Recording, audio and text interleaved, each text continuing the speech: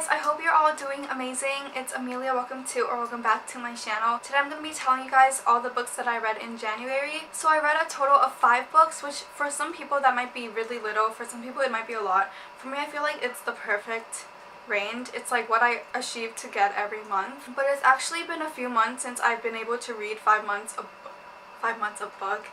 books a month because I'm in my first year of college now, so I have a roommate, and it's really hard to read with a roommate because she's either making a lot of noise, like opening a TV show or something, or she's on the phone, or she wants to sleep and I have to turn off the lights. So it's really hard to read with a roommate. My roommate's actually my sister because we go to the same university, but it's still a struggle. So I come back to my house every weekend and that's when I read, so my reading time is really limited. But in January I really tried to read, like even when my roommate was like watching a TV show, or even when she turned the lights off to go to sleep, like I would literally read on my phone flashlight. Like I had my book open and I had my phone flashlight and I was just reading that way just so like she doesn't get annoyed. So I really pushed this month and made it to 5 books, and I'm really proud of myself. Also, my bookshelf is a mess. Please don't even look at it because it's disgusting. So for my wrap-ups, I'm starting a different format. Before I would like list the book and then talk about it and then list the second book and then talk about it, but now I'm just gonna list all the books and then talk about them in case you only want to know the books that I read and not what I thought about it. So I'm just going to list it first, and I'm going to follow this format for the rest of my wrap-ups. So the first book that I read is The Storm Crow by Kaylin Josephson. This is the ARC. The book is not released yet. And then I read A Very Large Expanse of Sea by Tahera Mafi. And then I read One Small Thing by Erin Watt. Really good book. And then I read The Wicked King by Holly Black. Really love this book. And the last book that I read in January is Verity by Colleen Hoover, and this was also a really amazing book. So I'm just going to start off talking about Storm Crow. I actually made an ARC review for this book on my channel if you want to check it out and see me go into more details about how I felt about this. But overall, I gave it a 4 stars. I really liked it. I've honestly explained the plot of this book so many times in different videos, like for my TBR or like whatever, and I'm just so tired of explaining the plot for this book. But basically, an enemy kingdom invades this kingdom and then they destroy all the crows, and that kingdom relies a lot on crows, and then all their crows are gone, but then this girl finds a crow egg so she can bring back the crows into the kingdom. But she has to marry the prince of the kingdom that destroyed her kingdom. Something like that. There were quite a few things I didn't like about this book, but overall there were many things I liked about it. I didn't like the romance, but the plot and some stuff were really well done, and I also didn't like a few things, but you can check out my ARC review if you want more details. So after The Storm Crow, I read A Very Large Expanse of Sea by Tahera Mafi, and this is about this girl named Shirin. She's Muslim and she's an Iranian American, and it's basically about her journey in high school, and there's a lot of racism involved because she wears a hijab to cover her hair, and there's also romance with this guy named Ocean, and Shirin doesn't really trust anyone. She doesn't have a lot of friends, and she kind of gets bullied because of her religion and how she covers her hair, because no one else in the school, I think, covers their hair, and she's just overall very different from everyone else. I gave this book a 4.5 stars. I felt like I could really relate to this book because I am Muslim and I am Iranian, or Iranian, I don't know, and so is she, and some of the things that she has gone through, I have gone through as well. And when she went through it, like when people bullied her or something, like I felt it and it made me angry. So this book had a lot of emotions for me, and it meant a lot to me just because I could relate to her so much. And even though like I don't wear a hijab, like I don't cover my hair, but she does and she gets bullied for that, like I can still really relate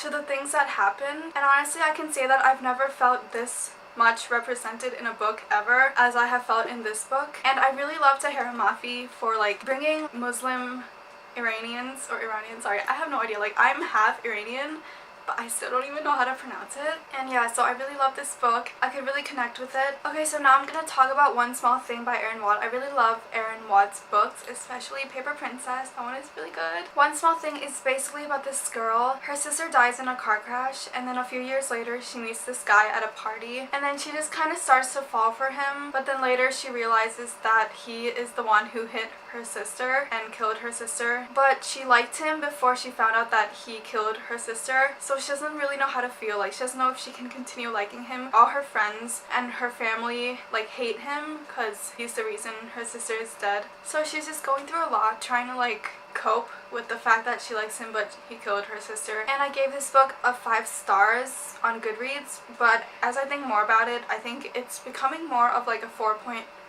3-ish. It was a really good book, so I do recommend reading it if you like contemporary romances. So the book that I read after One Small Thing is The Wicked King by Holly Black. I made a review for this book if you want to check it out and see my thoughts more in more details. It's basically the second book to The Cruel Prince by Holly Black, which is about this girl. She's mortal, but she goes into the Fae world, and then these Fae people in her school, or does she even go to school? They hate her because she's mortal. But it's one of my favorite series, and I gave it a 5 stars. I liked The Wicked King more than I liked The Cruel Prince. If you want to see my thoughts in more detail, then like I said, go check out my review. I don't want to talk about it too much because I feel like everyone already knows what this book is about. Okay, now I'm going to talk about Verity by Colleen Hoover.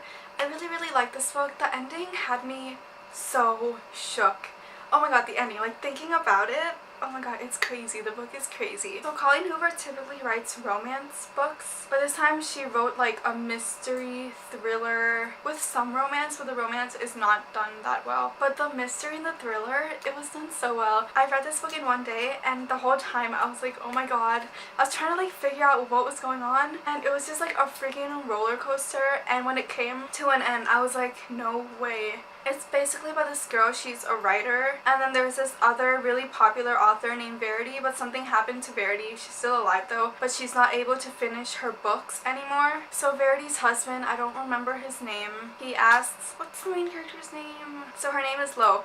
He asks Lo to finish Verity's series, like her books for her. So Lo has to go into their house because all like her notes are there, and she pretty much stays at their house to finish the book. But, oh my god, I'm literally getting chills. Like, there's a room where all of Verity's notes are, and she finds something in that room that kind of makes her question everything. And it's really scary, like, what she finds. Oh my god. And then, like, the entire time she stays in the house, like, stuff are, like, happening. Oh my god, I'm, like, tearing up. The book is done really well. It's really scary. I felt like the entire journey of the book was around, like, a 4.4, 4.5 out of 5 stars. But once you get to the ending, like the last chapter, it takes it to like a 10 stars. And that's why I gave it 5 stars. If it wasn't for the ending, it would probably be like 4.5. But the ending was so well done and so amazing, and it made me shook. Like, it was just the biggest plot twist I've ever seen in a book. I'm sorry, I keep talking about this book, but it really was really good. I've only read 3, well 2.5 because I DNF'd one, but I've only read 2.5 of Colleen Hoover's books, and I can definitely say that Verity is my favorite, even though I've only read 2, but like, it was really good. So those are all of the books that I read in January. I actually also read half of Evermore, which is the second book to Everlast, but I didn't finish it, so I can't really include it in here. But so far, it's not that good. It's actually really boring, but I'll finish it and then talk about it in my February wrap-up. Hopefully it gets better, because right now it's just no. But yeah, thank you so much for watching. If you have any thoughts on these books, let me know in the comments down below. Please don't forget to subscribe if you want to, and like this video if you want to. And I'll see you guys in my next video. Bye!